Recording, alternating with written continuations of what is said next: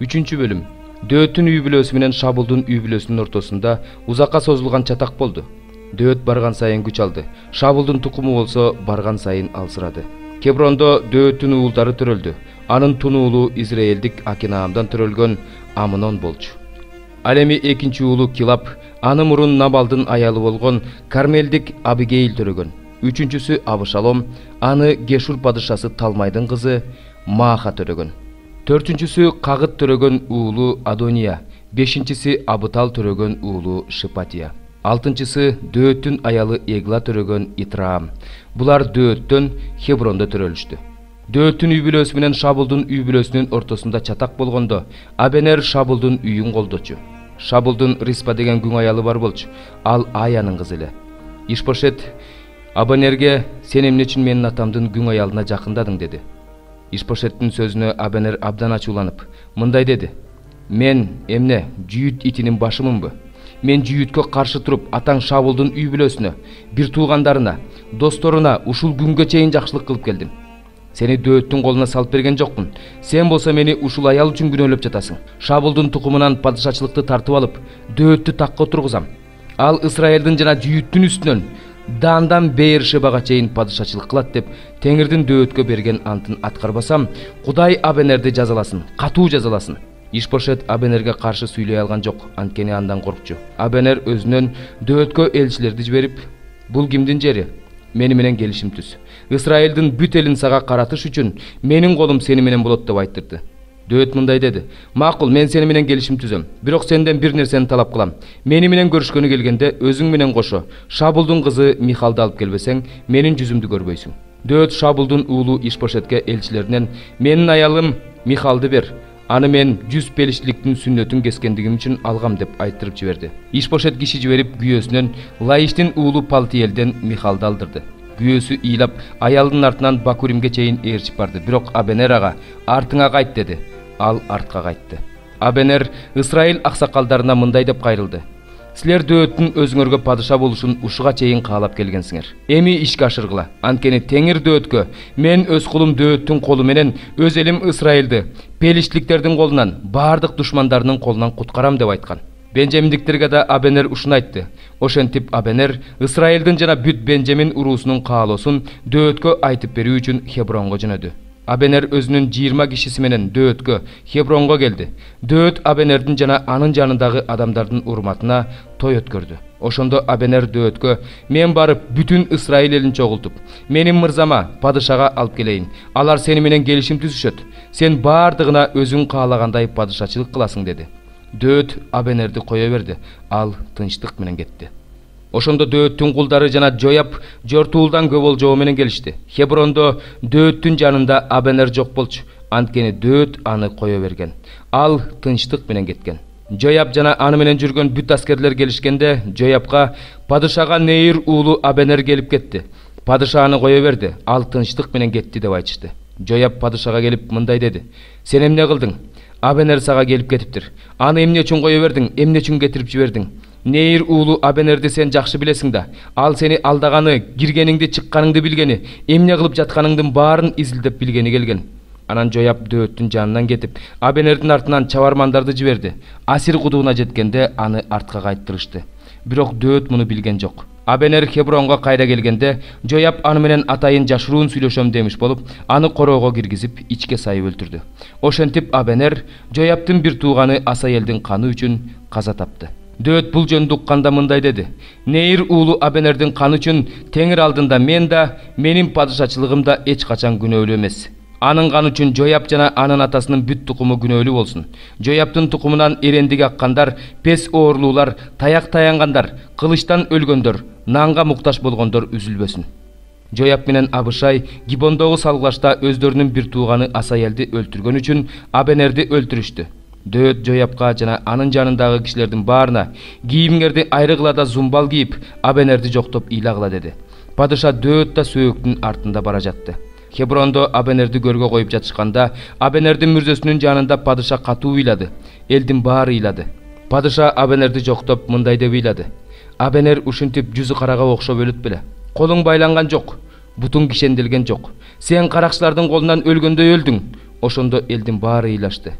Эртеден кечке бүткүл эл дөөткө тамак алып келип жатышты. Бирок дөөт: "Эгер мен күн батканга чейин нан же башка бир нерсе ооз тийсем, Кудай мени жазаласын, катуу жазаласын" деп ант берди. Падышанын кылган баардык иши бүт элге жаккандай эле. Бул ишин да бүт эл жактырды. Нейир уулу Абенерди падыша өлтүртпөгөнүн баардык эл жана бүт Исраил ошол күнү билди. Анан падыша өзүнүн кулдарына мындай деди: "Бүгүн Исраилда аскер башчы, улуу адам өлгөнүн билдиңерби? Падышачылыкка майланганыма карабастан, мен азыр али алсызмын. Ал эми бул кишилер, Серуянын уулдары менден күчтүү. Теңир ушул жамандыкты кылган адамга кылган жамандыгына жараша тиешесин берсин." 14-бөлүм. Сүйүүгө жетүүгө аракеттенгиле. Рухий жөндөмдүүлүктөргө, айрыкча пайгамбарчылык кылууга умтулгула. Ар кандай тилдерде сүйлөгөн адам адамдарга эмес, Кудайга сүйлөп жатат. Анткени аны эч ким түшүнгөн жок. Ал сырларды руху менен айтып жатат. Ал эми пайгамбарчылык кылган адам бекемдейт, акыл насаат айтат, сооротот. Ар кандай тилдерде сүйлөгөн адам өзүн бекемдейт. Ал эми пайгамбарчылык кылган адам жыйынды бекемдейт. Ар кандай тилдерде баарыңардын эле сүйлөшүңөрдү каалайм. Бирок ага караганда пайгамбарчылык кылганыңар жакшы. Ар кандай тилдерде сүйлөгөнгө караганда пайгамбарчылык кылган жакшы. Сүйлөгөнүн которуп түшүндүрүп бербесе, жыйындын бекемделиши үчүн пайгамбарчылык кылганы жакшы. Бир туугандар, мен силерге барып алып ар кандай тилдерде сүйлөсөм, бирок менин айткандарымдан же ачылыш албасаңар, же бир нерсени таанып билбесеңер, же пайгамбарчылык укпасаңар, же насаат албасаңар, мен силерге кандай пайда келтирген болом? Үн чыгарган чоор же гусли сыяктуу жансыз буюмдардын ар бири ар башка үн чыгарбаса, алардын үнүн кантип ажыратмак элек? Сурнай белгисиз эле бир үн чыгарып жатса, согушка ким даярданмак эле? Ошол сыяктуу эле, эгерде силер түшүнүксүз сөздөрдү сүйлөп жатсаңар, эмнени айтып жатканыңарды кантип билишет? Сүйлөгөнүңөр ооздун жели болуп калат. Дүйнөдө ар кандай сөздөр бар, ар бир сөздүн мааниси бар. Эгерде мен сүйлөп жаткан адамдын сөзүнүн маанисин түшүнбөсөм, мен ал адам үчүн чет өлкөлүкмүн, ал адам мен үчүн чет өлкөлүк. Бул рухий жөндөмдүүлүктөргө умтулуп жаткан силерге да тиешелүү. Жыйындын бекемделиши үчүн жөндөмдүүлүктөргө бай болууга аракет кылгыла. Ошондуктан ар кандай тилдерде сыйынган адам которуп берүү жөндөмдүүлүгүн да сурап сыйынсын. Анткени ар кандай тилдерде сыйынып жатканда, рухум сыйынганы менен акылым жемишсиз калат. Анда эмне кылыш керек? Рухум менен да сыйынам, акылым менен да сыйынам. Рухум менен да ырдайм, акылым менен да ырдайм. Эгерде сен рухуң менен Кудайга ыраазычылык билдирип жатсаң, эмнени айтып жатканыңды түшүнбөгөн адам сен ыраазычылык билдирип сыйынгандан кийин кантип оомейин демегиле. Анткени ал сенин эмнени айтканыңды түшүнгөн жок. Сен Кудайга канчалык жакшы ыраазычылык билдирсең да, бул аркылуу башка бирөөнүн ишеними бекемделбейт. Кудайга ыраазымын. Ар кандай тилдерде мен баарыңардан көбүрөөк сүйлөйм. Бирок жыйында ар кандай тилдерде көп сөз айткыча, башкалар насаат алышы үчүн акылым менен 5 сөз айтканым жакшы. Бир туугандар, акылыңар жаш баланыкындай болбосун. Жамандыкка карата жаш баладай болгула, бирок акылыңар жетик болсун. Мыйзамда мындай деп жазылган: бул элге башка тилдер менен башкалардын оозу аркылуу сүйлөсөм да, булар мени угушпайт дейт Теңир. Ошентип ар кандай тилдерде сүйлөө Теңирге ишенгендер үчүн эмес, Теңирге ишенбегендер үчүн жышаан. Пайгамбарчылык кылуу Теңирге ишенбегендер үчүн эмес, Теңирге ишенгендер үчүн жышаан. Жыйындагылардын баары чогулуп алып, ар кандай тилдерде сүйлөп жатышканда, муну билбеген же Теңирге ишенбеген адам келип калса, буларга жин тийгенби дебес бекен?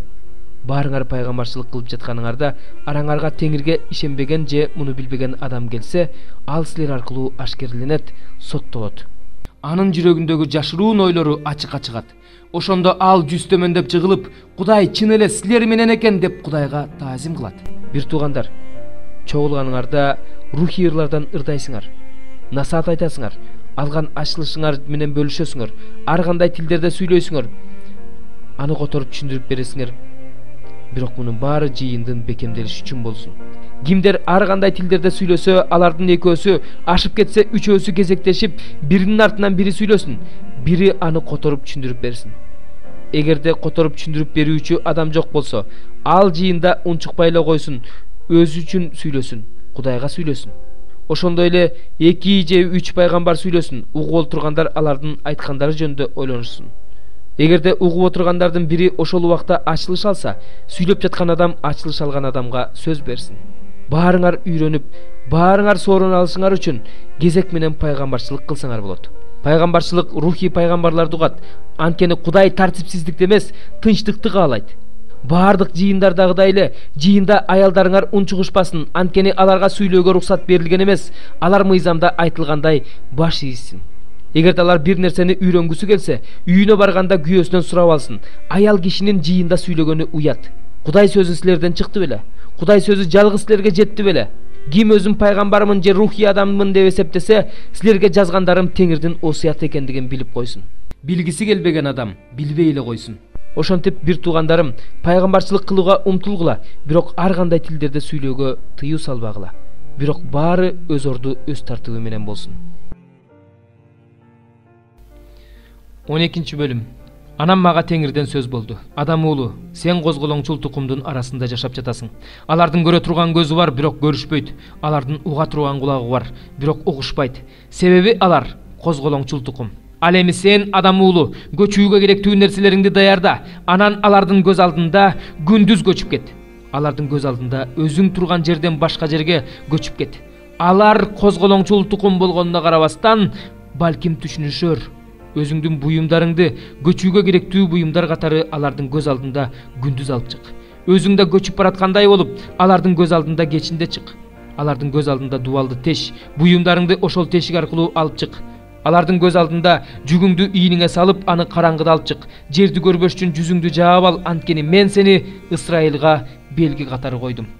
Ошондо мага кандай буйрук берилсе, мен ошондой кылдым. Буюмдарымды көчүүгө керектүү буюмдар катары күндүз алып чыктым. Кечинде болсо дубалды колум менен тешип, караңгыда жүктү алып чыгып, алардын көз алдында ийниме салдым. Эртең менен мага Теңирден сөз болду. Адам уулу, козголоңчул Исраил сенден эмне кылып жатасың деп сураган жокпу? Аларга айт. Кудай Теңир мындай дейтти. Бул пайгамбарчылык Иерусалимдеги башкаруучуга жана ал жерде жашаган бүт Исраилга тиешелүү. Айт. Мен силер үчүн жашааммын. Мен эмне кылсам аларга ошондой болот. Алар көчүрүлөт, туткунга кетет. Алардын арасындагы башчы жүгүн ийине салып караңгыда чыгат. Аны дубал аркылуу жөнөтүш үчүн дубалды тешишет. Ал бул жерди көрбөш үчүн жүзүн жаап алат. Мен ага торумду жаям. Ал менин торума чөт. Мен аны Бабылга, Каздим жерине алып келем. Бирок ал аны көрбөйт, ошол жерде өлөт. Ал эми анын тегерегиндеги жактоочуларын жана бүт аскерин туш тарапка сапырып жиберем. Анан алардын артынан кылычты кынынан суурайм. Мен аларды элдердин арасына чачып жибергенде, жерлерге сапырып жибергенде, алар менин Теңир экенимди билишет. Алар кайсы элдердин арасына барышса, ошол элдердин арасында өздөрүнүн бардык жийиркеништери жөнүндө айтып беришсин үчүн, мен алардын ичинен бир аз сандагы адамдарды кылычтан, ачарчылыктан жана жугуштуу оорудан сактап калам. Ошондо алар менин Теңир экенимди билишет. Анан мага Теңирден сөз болду. Адам уулу, наныңды титиреп же, сууңду калтырап жана кайгырып ич. Анан бул жердин элине айт. Кудай Теңир Иерусалимдин тургундары жөнүндө, Исраил жери жөнүндө мындай дейтти. Алар өз нанын кайгы менен жешет, өз суусун сарсанаа болуп ичишет. Анткени алардын жери анда жашагандардын кыянат иштери үчүн бардык молчулуктан ажырайт. Эли отурукташкан шаарлар бүлгүнгө учурап, жер ээн калат. Ошондо силер менин Теңир экенимди билесиңер. Анан мага Теңирден сөз болду. Адам уулу, силердин Исраил жеринде көп күндөр өтөт. Анан ар кандай пайгамбарчылык жок болот деп айтып жүргөн макалыңар эмне деген макал? Ошондуктан аларга айт. Кудай Теңир мындай дейт. Бул макалды жок кылам. Ошондон кийин Исраилда мындай макал айтышпайт, бирок аларга айт. Ал күндөрдүн келерине жана ар бир пайгамбарчылыктын аткарылаарына аз калды. Анткени Исраилда мындан ары эч кандай жалган көрүнүш жана жалган пайгамбарчылык болбойт. Анткени мен Теңирмин.